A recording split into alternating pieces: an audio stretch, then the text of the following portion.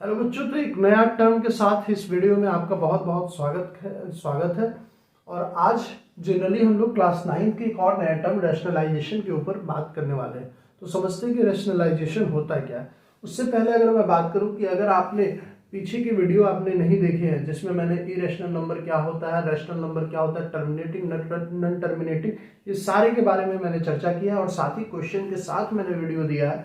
तो अगर आप ये सब टर्म छूटा हुआ है तो वो जाके पढ़िए और उसके बाद आप इस टर्म को पढ़िएगा तो ज़्यादा आपको अच्छे से समझ में आएगा। तो रैशनलाइजेशन क्या है? एक ऐसा प्रोसेस है जिसमें हम लोग रैशनलाइजेशन इरेशनल नंबर को हम लोग जनरली सॉल्व करते हैं। तो देखिए, अगर मान लीजिए कि मैं एक नंबर देता हूँ 5/√3, ठीक है, 5/√3, ठीक है, मैंने एक नंबर लिया है, क्या है वो नंबर 5/√3। तो आप अगर बोलूँ, मैं आपसे पूछूं कि 5/√3 क्या है, तो आप बोलिएगा सर एक इरेशनल नंबर है। क्या है? एक इरेशनल नंबर है। अब इस इरेशनल नंबर में ये हमारा क्या है? एक इरेशनल नंबर है। 5/√3 जो है वो हमारा एक इरेशनल नंबर है। और इरेशनल नंबर क्यों है? क्योंकि इसका जो डिनोमिनेटर है वो आपका इरेशनल है। तो जनरली रैशनलाइजेशन एक प्रोसेस है, ठीक है।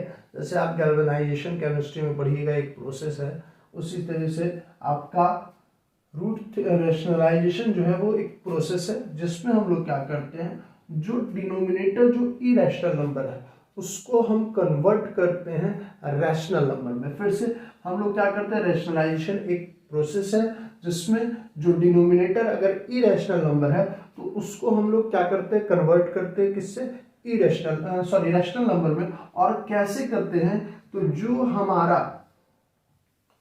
हमारा डिनोमिनेटर है, ठीक है, उसी का हम लोग आरएफ फैक्टर लेते हैं, रैशनलाइजेशन फैक्टर लेते हैं और उससे हम लोग उसको कन्वर्ट करते हैं। जैसे देखिए 5/√3 और यहाँ पे हम वापस से √3 ले लेंगे तो यहाँ पे जो टर्म मिलेगा वो मिलेगा 5/√3/3।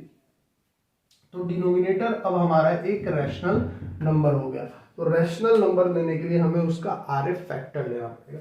अब देखिए ये आरएफ फैक्टर जो है, ठीक है, वो क्या है, और समझिएगा रैशनलाइजेशन जब भी हम करेंगे तो रैशनलाइज हमें करना है तो डिनोमिनेटर में इरेशनल नंबर है तो सिर्फ डिनोमिनेटर में ही मल्टीप्लाई नहीं करेंगे।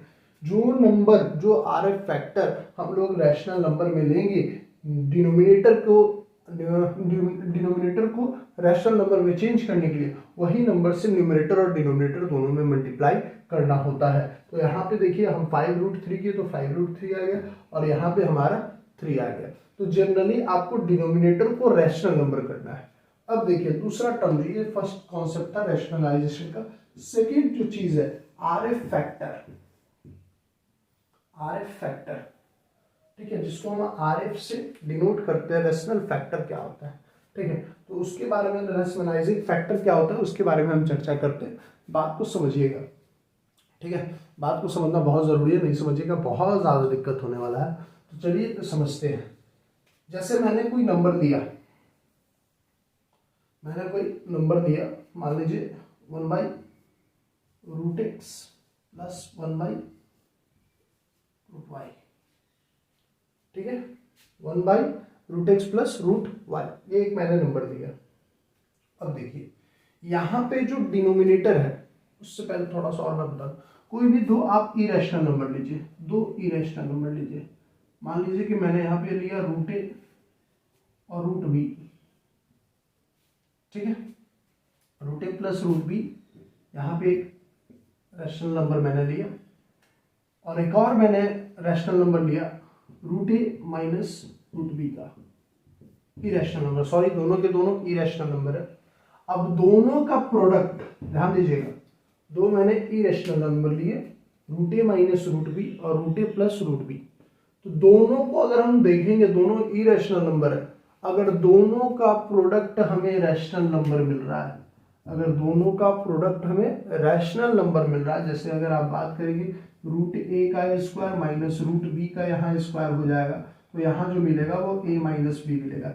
अगर ये a माइनस बी एक रैशनल नंबर है, क्या है, एक रैशनल नंबर है तो ये दोनों एक दूसरे का रैशनलाइजेशन फैक्टर होगा, रैशनलाइजिंग फैक्टर होगा।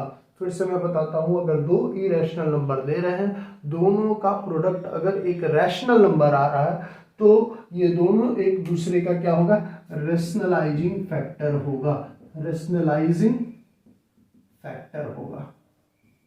ठीक है, रैशनलाइजिंग फैक्टर होगा। देखिए आपको बहुत ज़्यादा तो समझ में नहीं आ रहा होगा कि सर आप क्या बताना चाह रहे हैं, लेकिन फिर भी मैं कोशिश कर रहा हूँ आपको एक छोटे से एग्जांपल के साथ आपको समझाने में कि रैशनलाइजिंग फैक्टर होता क्या है।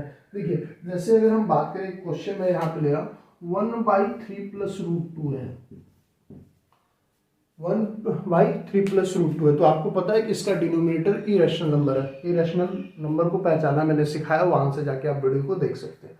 तो देखिए ये तो कंफर्म है कि जो डिनोमिनेटर है वो क्या है, हमारे पास इरेशनल नंबर है। क्या है, इरेशनल नंबर है। तो इसको तो हम रैशनलाइज करेंगे। अब रैशनलाइज करेंगे तो आपको क्या देखना है, जैसे यहाँ पे हमने रैशनलाइजिंग फैक्टर क्या है, तो यहाँ पे देखिए नंबर से हमें सिर्फ साइन को चेंज कर दे रहे हैं, तो यहाँ पे भी इसका जो रैशनलाइजिंग फैक्टर होगा वो क्या होगा, 3 - √2 होगा। अब मैंने क्या बताया था कि जब डिनोमिनेटर इरेशनल नंबर है तो उसको हम रैशनलाइज करते हैं, और जिस नंबर से डिनोमिनेटर में मल्टीप्लाई करते हैं उसी नंबर से न्यूमरेटर में भी मल्टीप्लाई करते हैं। तो जिस नंबर से नीचे हमने मल्टीप्लाई किया है उसी तरीके से आपको ऊपर भी मल्टीप्लाई करना है। तो आपको क्या मिलेगा, 3 - √2 डिवाइडेड बाई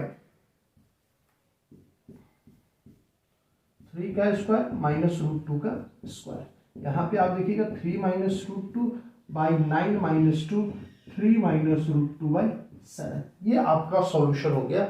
इस तरीके से आपको निकालना है। तो अब देखिए जब डिनोमिनेटर में हमें 7 मिल रहा है तो 7 एक रैशनल नंबर है, तो जब भी दो आप कोई भी इरेशनल नंबर लेते हैं, जैसे ये एक इरेशनल नंबर था और ये एक इरेशनल नंबर था, दोनों का प्रोडक्ट अगर आपको रैशनल नंबर दे रहे हैं तो दोनों एक दूसरे का आरएफ फैक्टर होगा, दोनों एक दूसरे का आरएफ फैक्टर होगा, रैशनलाइजिंग फैक्टर होगा। इसका मतलब कि अगर मान लीजिए कि कहीं 1/3 - √2 दिया हुआ है और हमें रैशनलाइज करना है तो हम सिंपली 3 + √2 से मल्टीप्लाई कर देंगे, यहाँ पे हमारा काम हो जाएगा, रैशनलाइज हो जाएगा। तो आई होप आपको क्लियर हुआ होगा। और इस चीज को ज्यादा समझने के लिए नेक्स्ट वीडियो जो आपको रैशनलाइजिंग फैक्टर पे आने वाला है, मतलब जो क्वेश्चंस मैं सॉल्व करवाऊंगा उसको देखना बहुत ही इंपॉर्टेंट है, और उसको आप देखिएगा तो आपको समझ में आएगा कि रैशनलाइजेशन किस तरीके से करना है। तो नेक्स्ट वीडियो में कुछ एग्जांपल्स के साथ जो बहुत ही इंपॉर्टेंट होने वाले हैं आपके लिए, उसको हम लेके आएंगे और उसमें आप समझिएगा कि रैशनलाइजिंग किस तरीके से आपको करनी है।